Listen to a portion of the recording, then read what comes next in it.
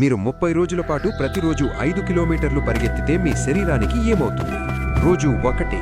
మొదటి కిలోమీటర్ తర్వాత మీ ఊపిరితిత్తులు మంటగా అనిపిస్తాయి, మీ కాళ్ళు భారంగా అనిపిస్తాయి మరియు మీ శ్వాస నియంత్రణ తప్పుతుంది.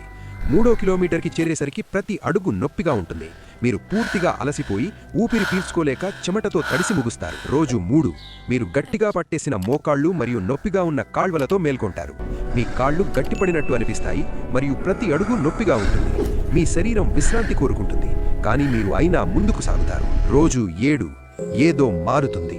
మీ శ్వాస ఒక రిథంను కనుగొంటుంది మరియు భయం తగ్గిపోతుంది. మీ కాళ్ళు ఆ కదలికను గుర్తుంచుకొని మిమ్మల్ని ముందుకు తీసుకెళ్తాయి. నొప్పి మీరు నియంత్రించగలిగే దానిగా మారుతుంది.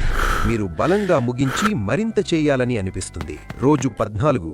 మీ విశ్రాంతి గుండె వేగం క్రీడాకారుల స్థాయికి పడిపోతుంది మరియు మీ సహనశక్తి భారీగా పెరుగుతుంది. మీరు ఆగకుండా పూర్తి 5K పరిగెత్తగలుగుతారు. మీ కాళ్ళు మరింత టోన్గా మరియు స్పష్టంగా కనిపిస్తాయి. రోజు 21. మీరు దానికి అలవాటు పడిపోతారు. రన్నర్స్ హై ప్రారంభమై మీ మెదడును ఎండార్ఫిన్లతో నింపుతుంది. మీ శరీరం ఆ కదలికను కోరుకుంటుంది. మీరు 5Kను సులభంగా పూర్తి చేసి ఎప్పటికీ పరిగెత్తగలిగేలా అనిపిస్తుంది. రోజు 30. మీరు ఒక యంత్రంలా మారిపోతారు. మీ కార్డియోవాస్క్యులర్ వ్యవస్థ ఒక ఆయుధంలా ఉంటుంది.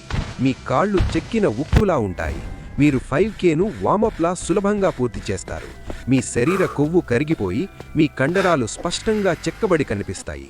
మీరు మీలో ఉన్న ఒక కొత్త రూపాన్ని విడుదల చేశారు. అది మీకు ముందుగా తెలియదు.